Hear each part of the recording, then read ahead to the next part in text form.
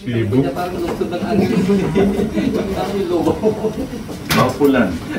Tingnan mo sa baba. Cebu ng Baufulan. Baufulan.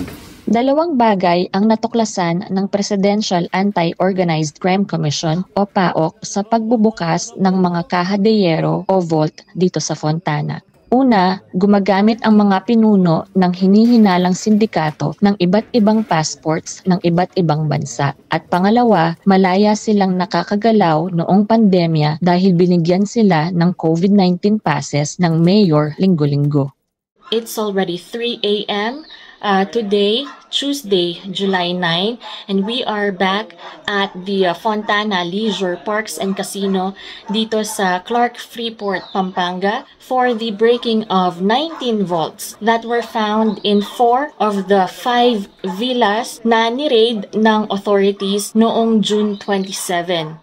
May 5 passports ang business partner ni suspended Bamban Mayor Alice Guo na si Wang Ziyang. Si Wang ang co-incorporator ni Guo nang itinayo nila ang Baofu Land noong 2019. Ang Baofu ang real estate firm na nagpaupa sa Pogo ng Hongsheng/Zhunyuan.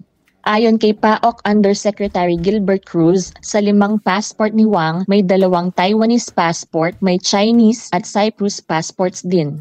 So among the documents na nakita kanina ay yung Special Resident Retiree Visa ni Wang Ziyang.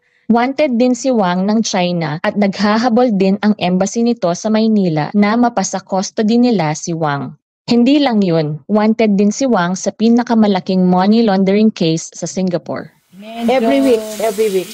May mga nakita ding travel passes para kay Wang Ziyang at sa kanyang driver which was issued noong August 2020 during the time of COVID-19 pandemic. At may pirma at dry seal ito ng munisipyo ng Bamban signed by former mayor of Bamban na si John Feliciano.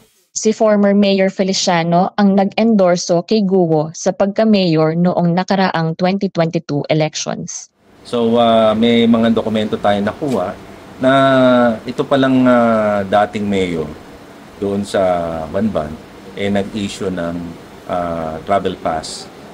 So I think kailangan imbestigahan at bakit nag-issue siya ng travel pass sa mga taong pinaghihinalaan natin na mga nagpapatakbo ng illegal pogo account. Nasilip din ng PAOC ang modus ng pogo sa paggamit ng umano'y mga karnap na sasakyan. Yung mga karnap na sasakyan yun, kakabitan nila ng mga the same plate number, magkakaibang lugar ginagamit. Yung mga partners, may mga natuklasan tayo mga bagong pangalan. At yung mga bank transaction, yung mga cash flows, nakita natin. Magagamit ito sa ipapile nating money laundering.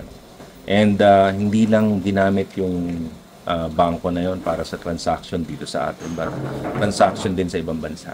So, malaking bagay itong nakuha natin mga bankbooks. At according to Clark Development Corporation, ay magko-conduct sila ng joint inventory together with the PNP before they will lock the villas completely for the time being. At yun lamang ang mga pangyayari dito sa loob ng Fontana. This is Joanne Manabat para sa Rappler, Clark Freeport, Pampanga.